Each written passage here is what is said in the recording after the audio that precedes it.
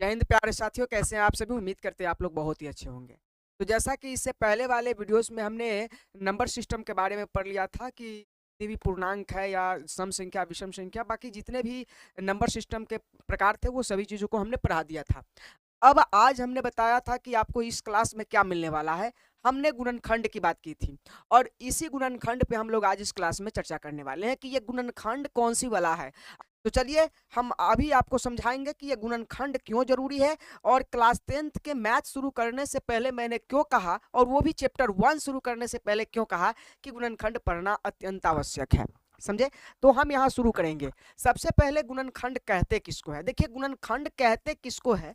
ये गुणनखंड गुणनखंड थोड़ा सा गौर से आपको बातों को समझना है। अगर मैं कहूँ गुणनखंड का परिभाषा, तो देखिए गुणनखंड का परिभाषा दो तरह से हो सकता है।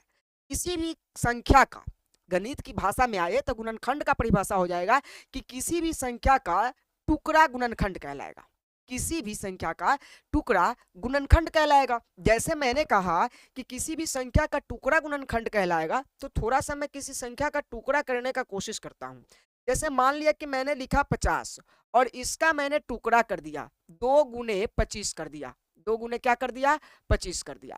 अब बताइए कि इस संख्या का, ये जो 50 है, इस संख्या का यह टुकड़ा ही तो है जो 2 भागों में विभक्त है, अलग अलग रूप धारण कर लिया है, लेकिन है यही संख्या। यह भी आपको याद रखना है, संख्या वही होंगी लेकिन इस संख्या का टुकड़ा हो जाएगा। बस गुणनखंड के लिए आपको ये याद रखना है कि संख्या वही होंगी लेकिन उस संख्या का टुकड़ा हो जाएगा, तो हम उसे कहेंगे कि यह गुणनखंड है। किस संख्या का? तो इस 50 का गुणनखंड 2 गुने मतलब कि 25 है। अब इसी तरह से मैं अगर आपको बताऊं कि इस 50 का और भी गुणनखंड हो सकता है क्या, तो हाँ, इस 50 का और गुणनखंड हो सकता है। जैसे तो यहाँ हम 2 गुने 5 भी लिख सकते हैं। आप देखिए 2 गुने 5 भी लिखेंगे तो भी यह क्या होगा? गुणनखंड ही होगा। तो अब कहेंगे कि आप कैसे 2 गुने 5 भी गुणनखंड है। तो हमने क्या कहा, किसी भी संख्या का वह टुकड़ा, किसी भी संख्या का वह टुकड़ा जिसका मल्टीप्लाई करने पर यानी गुना करने पर फिर वही संख्या हमें प्राप्त हो जाए। जैसे अगर मैं इसका मल्टीप्लाई करूं तो क्या हो जाएगा? ये 2 गुने 5 का मतलब हो गया 50, 25 और 25 में 2 से गुना कीजिए, क्या हो जाएगा? 50। और वही संख्या तो हमारे पास है। यहाँ पे अगर मल्टीप्लाई करूं तो 2 में 25 से मल्टीप्लाई करना है तो 25 दूना क्या होता है? 50। यही तो हमारा गुणनखंड है। लेकिन इस गुणनखंड का क्या वास्तविक रूप क्या है? तो इस गुणनखंड का एक दूसरा नाम आपको याद रखना जिसको कहते हैं अभाज्य गुणनखंड। अभाज्य। और आपको इस अभाज्य गुणनखंड पे मेहनत करना है। कौन से गुणनखंड पे? अभाज्य गुणनखंड पे। इस अभाज्य गुणनखंड के बारे में आपको समझना है कि यह अभाज्य गुणनखंड क्या क्या कहता है। तो हमने दूसरे नाम निकाला आपको, एक तो गुणनखंड समझाया। गुणनखंड का मतलब आप समझ आइए कि किसी भी संख्या का खंड कुछ भी हो सकता है। जैसे हमने कहा कि 50 है, 50 का 2 गुने 25 भी हो सकता है और यही 50 का 2 गुने 5 भी हो सकता है।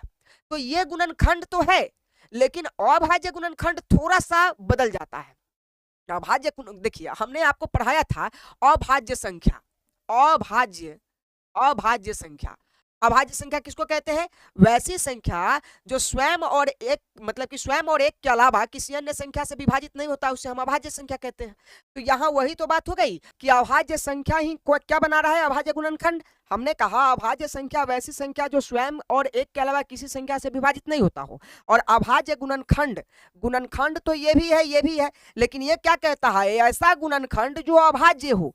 अभाज्य का मतलब उसके जितने भी पार्ट हो वो किसी अन्य संख्या से विभाजित ना हो। जितने भी पार्ट हो, जैसे हमने 50 का 2 गुणनखंड लिया। अब यहाँ आपको एक बार विस्तृत समझा देते हैं, समझिए। हमने 50 का 2 गुणनखंड लिया। पहला गुणनखंड 2 गुने 25 हुआ। पहला गुणनखंड 2 गुने 25 हुआ।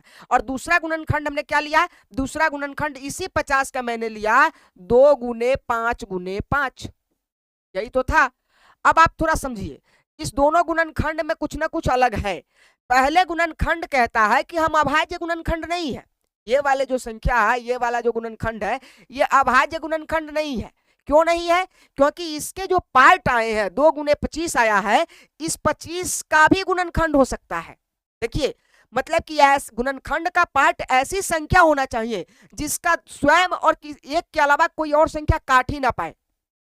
समझे ना। मतलब कि ये जो 2 और 5 25 है, इसको कोई और संख्या नहीं काटना चाहिए, या तो 25 ही काटता या तो 2 ही काटता इसको, तो इसको तो 2 ही काट रहा है, लेकिन इस संख्या 25 को अभी 5 भी विभाजित करेगा। इसका मतलब यह जो 50 का गुणनखंड है परंतु अभाज्य गुणनखंड नहीं है।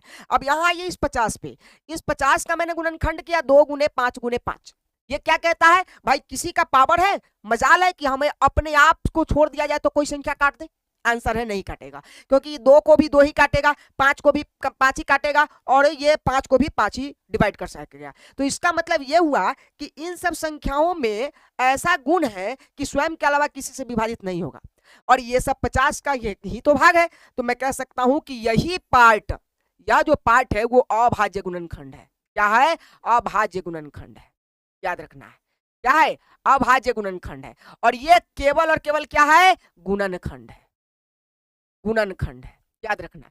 ये केवल क्या है? गुणनखंड, और ये क्या है? अभाज्य गुणनखंड है। तो गुणनखंड और अभाज्य गुणनखंड के बारे में आप समझ गए होंगे, मैं ये उम्मीद करता हूं। ठीक है, आगे बढ़े हम लोग। अब हमें पढ़ना एक और चीज है। तो आपने क्या क्या पढ़ लिया? गुणनखंड पढ़ लिया और अभाज्य गुणनखंड कर लिया। और याद रखना है आपको कि अभाज्य गुणनखंड के बारे में ही हम चर्चा करेंगे। हमेशा ऐसा गुणनखंड करना है जो अभाज्य हो। ठीक है, अब आइए हम अभाज्य गुणनखंडों के गुणनफल के रूप के चर्चा करें। ये हम इसको रफ करते हैं, थोड़ा सा इसको हम रफ कर लेते हैं। 2 भाग हमने पढ़ लिया, तीसरा आते हैं। तीसरा क्या कहता है? अभाज्य गुणनखंडों के गुणनफल। ये क्या है? अभाज्य गुणनखंडों के गुणनफल क्या होता है, समझिएगा। हमने कहा कि मान लीजिए कि वही 50 जो मैंने अभी लिया था, इसका हम पहले गुणनखंड करें। तो गुणनखंड कैसे को होगा? अच्छा, गुणनखंड आता होगा आपको? नहीं आता है तो गुणनखंड सीखिए कैसे होता है।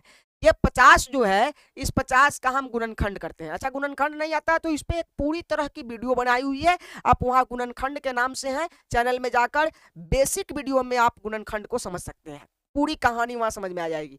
तो ये गुणनखंड है ना, हम अभी सिखा भी देते हैं। गुणनखंड इस कितना से लगेगा? तो 2 से लगेगा। अब ये आएगा कितना? 25। फिर 5 से लगेगा, ये कितना आएगा? 5, और फिर 5 से कटेगा 1। इसका मतलब इस 50 का जो गुणनखंड आया 2 गुने 5 गुने 5 आया। तो मैं इसके जगह पे लिखूंगा 2 गुने 5 गुने 5।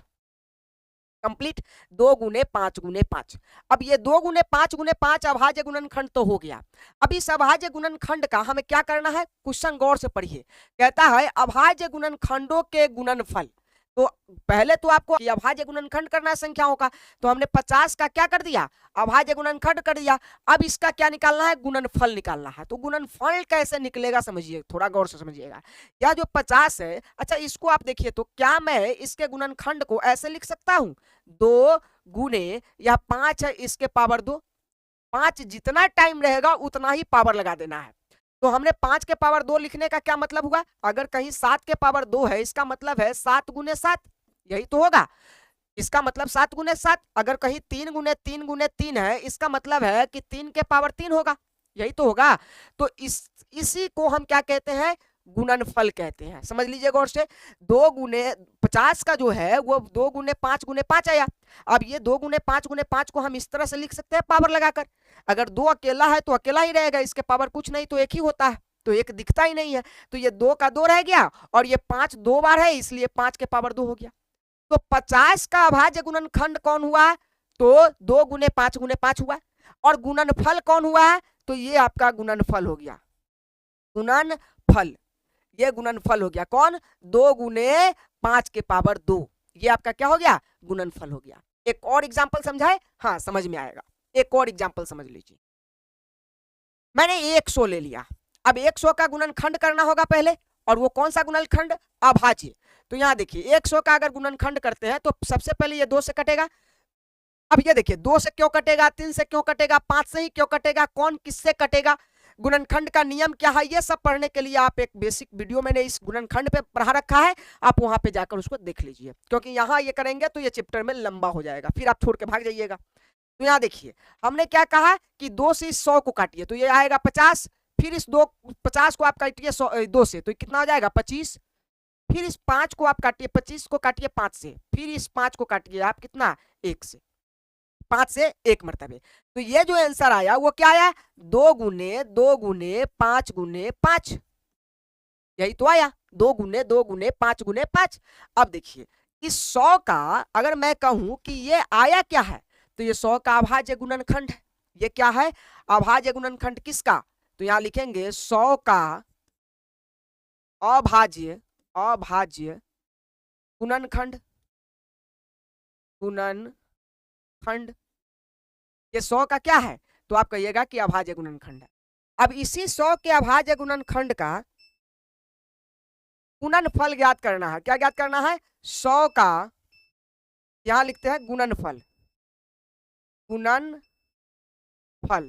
क्या हो जाएगा? 2 बार है तो 2 के पावर 2, गुने 5 2 बार है तो 5 के पावर 2। ये रहा आपका आंसर। तो आप उम्मीद करते हैं कि आप चीजों को समझ गए होंगे। अब इसी क्वेश्चन में आपको कहेगा कि बताइए 2 का इस अभाज्य 100 के अभाज्य गुणनखंड में 2 का घात कितना है, घातांक कितना है। तो 2 का घातांक कितना हो जाएगा बताइए। तो 2 का पावर खाली देख लेना है, आपको कुछ नहीं देखना है। 2 का पावर, 2 का पावर कितना है? 2। आंसर हो गया। 5 का पावर पूछता तो केवल 5 का पावर आपको देखना होता। तो जिसका पावर, जिसका घातांक पूछेगा उसी का पावर देखकर वही उतना हो जाएगा। जैसे मैंने कहा कि 100 के अभाज्य गुणनखंडों में 5 का घात बताइए। तो 5 का घात, अब देखिए 100 का अभाज्य गुणनखंड किए, उसका गुणनफल निकाले, 5 का घात कितना है? तो 5 का घात 2 है। तो यही 2 आपका आंसर हो जाएगा। इससे ऑब्जेक्टिव प्रश्न बनते हैं। उम्मीद करते हैं यह चीजें आपको समझ में आ गई होगी। अब हम अगले ही वीडियो में अगले क्वेश्चन को लेकर आएंगे। इससे आगे के पार्ट में आपको क्या पढ़ना है। धन्यवाद।